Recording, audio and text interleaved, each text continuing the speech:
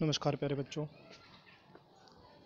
आज हम अपने बिजनेस स्टडीज़ 11th क्लास का चैप्टर नंबर 1 जिसका नाम है nature and purpose of business, यानी जो बिजनेस होता है जो व्यवसाय होता है उसका नेचर, उसकी प्रकृति कैसी होती है और किसी भी बिजनेस को करने का हमारा पर्पस क्या होता है, इसके बारे में पढ़ेंगे।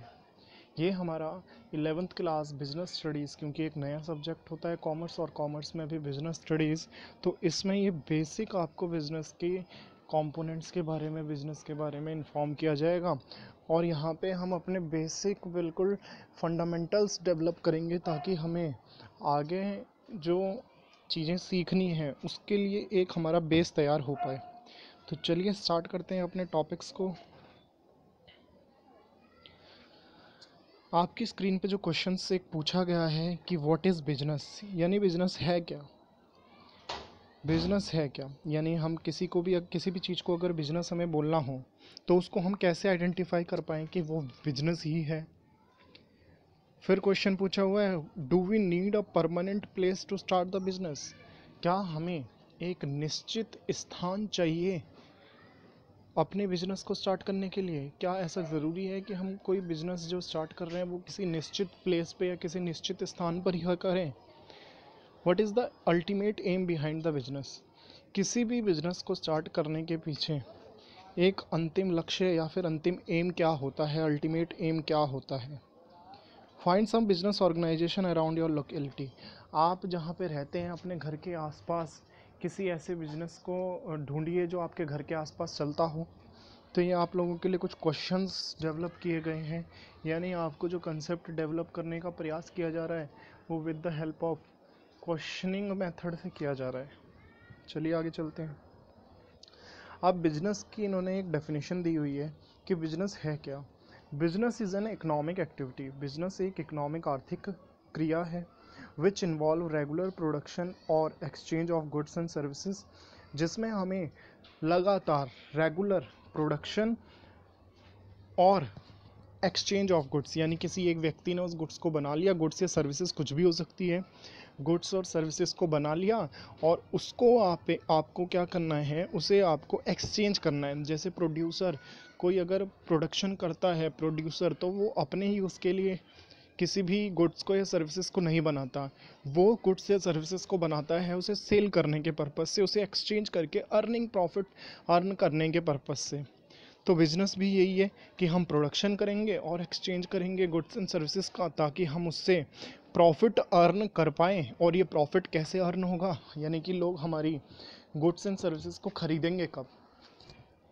जब जो गुड्स एंड सर्विसेज हम बना रहे हैं उनसे उनकी वांट्स का सेटिस्फेक्शन हो, यानी जो गुड्स एंड सर्विसेज हम बना रहे हैं जब उनसे जो लोग उन्हें ख़रीदेंगे उनसे उनकी वांट्स का सेटिस्फेक्शन होगा, तो इसे हम एक बिजनेस बोलेंगे उससे, क्योंकि हम प्रॉफिट अर्न करेंगे। एक बार दोबारा कंक्लूज़न के तौर पे सुन सकते हैं कि बिजनेस एक इकोनॉमिक एक्टिविटी है क्योंकि इसमें हम दो चीज़ों को मेनली इन्वॉल्व करते हैं। एक तो होता है हमारा प्रोडक्शन और दूसरा होता है हमारा exchange of goods and services. और इस एक्सचेंज और प्रोडक्शन के पीछे जो हमारा मेन मोटिव है, मेन जो एम है, वो एम है कि हम अर्न करेंगे प्रॉफिट को, ताकि हमारी ह्यूमन वांट्स का सेटिस्फेक्शन होता रहे, ताकि जो ह्यूमन वांट्स है, जो हमारी गुड्स एंड सर्विसेज को ख़रीद रहे हैं, उनका वांट्स की सेटिस्फेक्शन हो और उसे बेच के हम उसे एक्सचेंज करके हम प्रॉफिट को अर्न करें। Familiar the meaning of business. Business जो ये वर्ड है इससे रिलेटेड कुछ और कंसेप्ट हम थोड़े से डेवलप करते हैं अपने। इसमें फर्स्ट पॉइंट लिखा हुआ है, business involve production and exchange of goods. जैसे कि अभी हमने पढ़ा ही है कि बिजनेस में क्या होता है, production and exchange of goods होती है कि हम गुड्स को प्रोडक्शन करते हैं, प्रोड्यूस करते हैं और उसको एक्सचेंज करते हैं with other persons. Its main aim is to earn profit.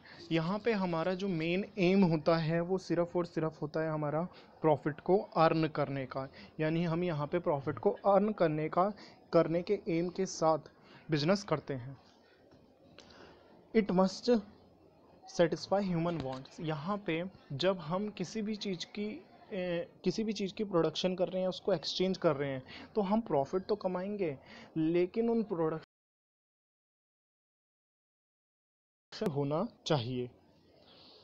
आगे लिखा हुआ है इसमें, this activities are organised and performed under the framework of an institution known as business organisation form enterprises. ये जितने भी वर्ड्स हैं हमारे, ये बिजनेस ऑर्गेनाइजेशन हो गया, फर्म हो गया या एंटरप्राइजेज हो गया, ये सारे वर्ड एक दूसरे के हमारे सब्सटीट्यूट वर्ड्स हैं, एक दूसरे के पर्यायवाची शब्द हैं, यानी इनको एक दूसरे के स्थान पे हम पूरी अपने बिजनेस स्टडीज़ में यूज़ करते रहते हैं। According to B O Wheeler, जो ये बी ओ व्हीलर हैं, इनके according business is an institution organised and operated.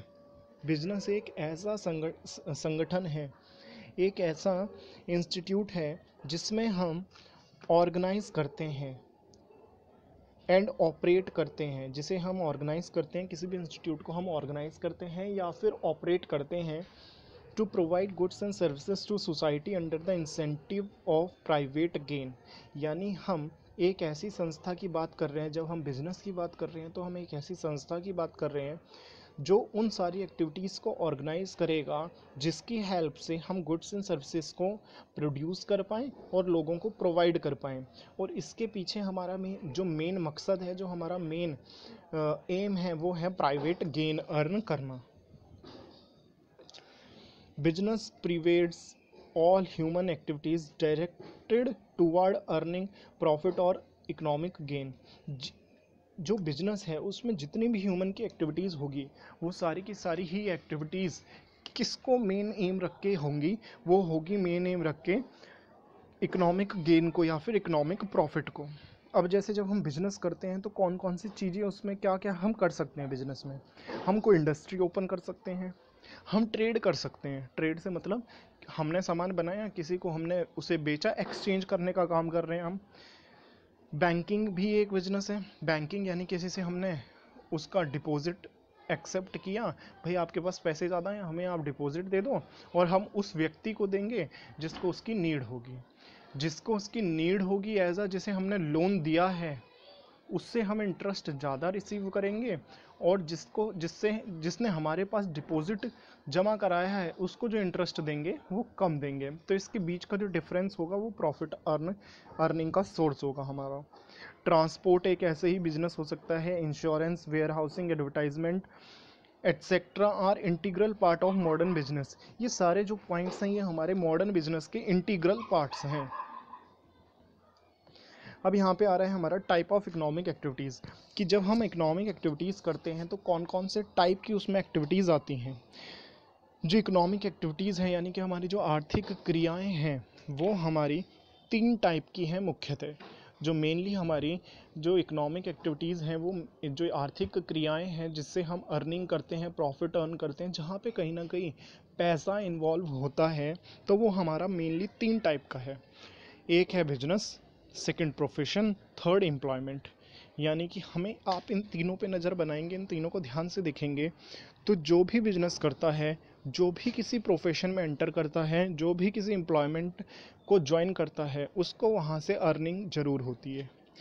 अब जैसे बिजनेस है, अभी हमने पढ़ाई कि बिजनेस में किस किस तरीके के बिजनेस हो सकते हैं। ट्रेड का बिजनेस हो सकता है, इंडस्ट्री का बिजनेस हो सकता है, बैंकिंग का बिजनेस हो सकता है, ट्रांसपोर्टेशन का बिजनेस हो सकता है, इंश्योरेंस, वेयर हाउसिंग, एडवर्टाइजमेंट, ये सारे हमारे बिजनेस के टाइप्स हैं।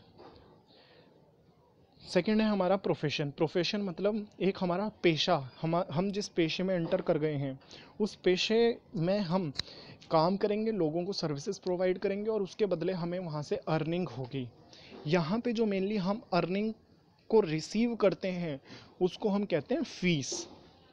जैसे मेडिकल, लीगल, यानी कि जैसे कोई डॉक्टर बन गया, उसने एमबीबीएस किया या मेडिकल से रिलेटेड कोई कोर्स किया, और उसके बाद उसने उस प्रोफेशन को ज्वाइन किया, तो वहाँ से जो वो अर्निंग कर रहा है वो उसकी फ़ीस के तौर पे वो अर्निंग कर रहा है।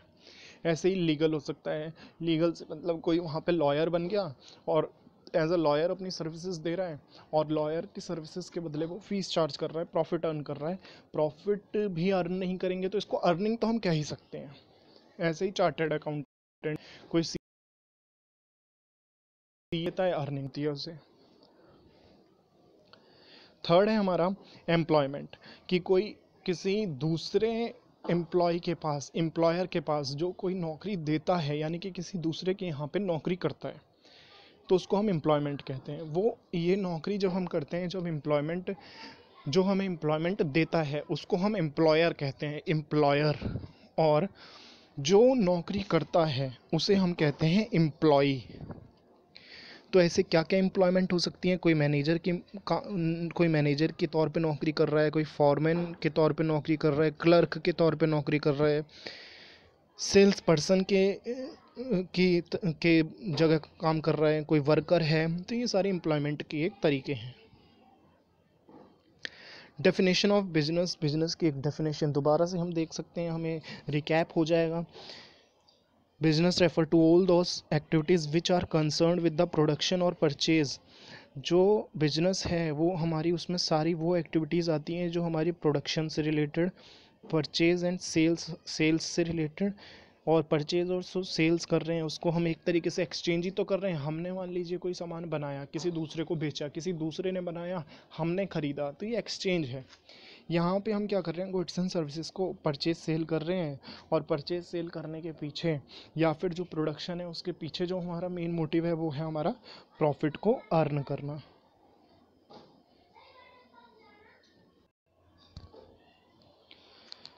अब ये जो हम बिजनेस बिजनेस बिजनेस बार बार वर्ड पढ़ रहे हैं, इसकी कुछ विशेषताएं भी होती हैं, यानी कि इसके कुछ कैरेक्टरिस्टिक्स, इसके कुछ फीचर्स होते हैं, उसके बारे में हम देखते हैं।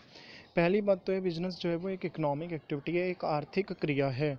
आर्थिक क्रिया होने से मतलब है यहाँ पे कहीं ना कहीं हमारा जो मेन एम है वो हमारा यहाँ पे पैसा इन्वॉल्व हो रहा है, हमारा कहीं ना कहीं इसमें हमारा पैसा इन्वॉल्व हो रहा है। Dealing in goods and services, यहाँ पे हम गुड्स एंड सर्विसेज में डील करते हैं, चाहे उन गुड्स का एक्सचेंज करें, चाहे उनका प्रोडक्शन करें, लेकिन हम यहाँ पे कहीं ना कहीं गुड्स एंड सर्विसेज में डील करते हैं। अब ये जो गुड्स होती हैं ये दो टाइप की हो सकती हैं हमारी, कंज्यूमर गुड्स भी हो सकती हैं, कैपिटल गुड्स भी हो सकती हैं। कंज्यूमर गुड्स का होने का मतलब है कि जैसे हम ब्रेड, बटर, मिल्क, ये सारी हमारी कंज्यूमर गुड्स होती हैं जिसे कंज्यूमर डायरेक्टली यूज़ करता है। जबकि जो कैपिटल गुड्स होती हैं वो हमारी ट्रैक्टर हो गया, मशीन्स हो गई, किसी भी तरीके की कोई भी टूल्स हो गए, वो सारी हमारी कैपिटल गुड्स होती है। सेटिस्फेक्शन ऑफ कंज्यूमर वांट्स, जो बिजनेस होता है उसमें जो भी गुड्स एंड सर्विसेज एक्सचेंज की जाती हैं, उससे जो उन्हें खरीदता है उससे कंज्यूमर की वांट्स का सेटिस्फेक्शन ज़रूर होता है, उससे कंज्यूमर के वांट्स का सेटिस्फेक्शन ज़रूर होता है, यानी कि उसको कुछ ना कुछ उससे यूटिलिटी मिलेगी, उसको सेटिस्फेक्शन मिलेगा। जैसे हमने मान लीजिए मिल्क परचेज़ किया, अब मिल्क को परचेज़ करने के बाद हमें कुछ सेटिस्फेक्शन होता है, हमें कुछ यूटिलिटी मिलती है। तो इस तरीके से अवश्य ही जो कंज्यूमर है उसकी वांट्स का सेटिस्फेक्शन होना चाहिए। अब इसमें जो नेक्स्ट पॉइंट है वो बहुत इंपॉर्टेंट है, रेगुलर डीलिंग। यानी हम जो हैं, अगर किसी बिजनेस में इन्वॉल्व होना चाहते हैं तो उस बिजनेस को हम रेगुलर डील करें। जैसे इसे एक एग्जांपल देके समझाता हूँ। मान लीजिए किसी बिजनेसमैन का जो काम है, किसी ऑर्गेनाइजेशन का काम है, वो प्रिंटिंग का काम है। प्रिंटिंग से मतलब है वहाँ पे वो कुछ भी प्रिंट करते हैं और उनको ऑर्डर मिलते हैं, और उसके बदले जब वो ऑर्डर को अपने पूरा कर देते हैं तो उनको अर्निंग होती है, पैसा मिलता है। लेकिन उन्होंने क्या किया, अपनी कुछ प्रिंटिंग की मशीनें, पुरानी प्रिंटिंग की मशीनें बेची और उससे उनको पैसा मिला। तो अब वो अपनी प्रिंटिंग की मशीनें हमेशा तो बेचेंगे नहीं। ये तो उनका ऐसा हो गया कि एक रेयर केस में एक बार अर्निंग हो गई। अर्निंग भी क्या, स्क्रैप में उन्होंने अपने कबाड़ में उस मशीनों को बेच दिया या किसी को सेकंड हैंड मशीन बेच दिया, उससे उनको अर्निंग हुई। तो ये जो अर्निंग यहाँ पे हुई है, इसमें हम ये नहीं बोलेंगे कि वो प्रिंटिंग मशीन में बिजनेस करते हैं। क्यों? क्योंकि उनका जो मेन डीलिंग है, उनका जो रेगुलर डीलिंग है वो प्रिंट के काम में है, ना कि मशीनों को खरीदने और बेचने के बारे में। तो जिस भी चीज़ का हम बिजनेस होता है हमारा, उसमें हम रेगुलर डील करने चाहिए। नेक्स्ट आ रहा है प्रॉफिट मोटिव। कोई भी अगर बिजनेस करेगा तो उसको हम बिजनेस तभी बोलेंगे जब वो अपना प्रॉफिट मोटिव से काम को कर रहा है। अगर प्रॉफिट मोटिव नहीं है तो वो वेलफेयर का काम हो सकता है, सोशल वर्क हो सकता है, लेकिन उसको हम फिर बिजनेस नहीं बोलेंगे। अनसर्टेनिटी, अनसर्टेनिटी से मतलब है अनिश्चितता। अनसर्टेनिटी हमारे बिजनेस में हमेशा बनी रहती है, क्योंकि आज पैसा हम आज लगाते हैं और उसकी अर्निंग, उसका रिटर्न हमें इन फ्यूचर कभी मिलता है। तो ये हमारा अनसर्टेनिटी यहाँ पे हमारी जुड़ी रहती है, यानी कि हमारा जो अनफोर्सीन एक हमारा अनफोर्सीन जो फ्यूचर है, जब हम उसमें डील करते हैं, क्योंकि काम प्रोडक्शन आज किया, पैसे की रिकवरी फ्यूचर में होगी, तो अनसर्टेनिटी यहाँ पे हमारी बनी रहती है। अब जब अनसर्टेनिटी बनी रहती है किसी भी चीज़ को लेकर, अगर अगर हमारी अनसर्टेनिटी है, तो वहाँ पे क्या है, हमारा रिस्क एलिमेंट इन्वॉल्व होता है। लास्ट है इसमें हमारा क्रिएशन ऑफ यूटिलिटी। ये हमारा सेटिस्फेक्शन ऑफ कंज्यूमर वांट्स की तरह ही है, कि जब हम कंज्यूमर वांट्स का सेटिस्फेक्शन कर रहे हैं, तो हमारा हमारा जो कंज्यूमर की वांट सेटिस्फाई हो रही है, वो कैसे हो रही है, क्रिएशन ऑफ यूटिलिटी करके ही। तो आज की वीडियो में हम यहीं तक करेंगे। इसमें हमने बिजनेस के बारे में पढ़ा, बिजनेस की कैरेक्टरिस्टिक्स के बारे में पढ़ा, बिजनेस की डिफरेंट डेफिनेशंस के बारे में पढ़ा, बहुत सारे यहाँ पे फिर हमने इकोनॉमिक एक्टिविटीज़ के बारे में पढ़ा, बिजनेस प्रोफेशन एम्प्लॉयमेंट देखा, बिजनेस की बहुत सारे रिलेटेड टर्म्स को हमने सीखा। तो पढ़ते रहिए, खुश रहिए, घर पे रहिए, और मिलते हैं नेक्स्ट वीडियो में चैप्टर नंबर 1 के नेक्स्ट टॉपिक के साथ। Thank you. अगर आपको वीडियो पसंद आए तो चैनल को सब्सक्राइब करें, वीडियो को लाइक करें, और नेक्स्ट वीडियो का वेट करें।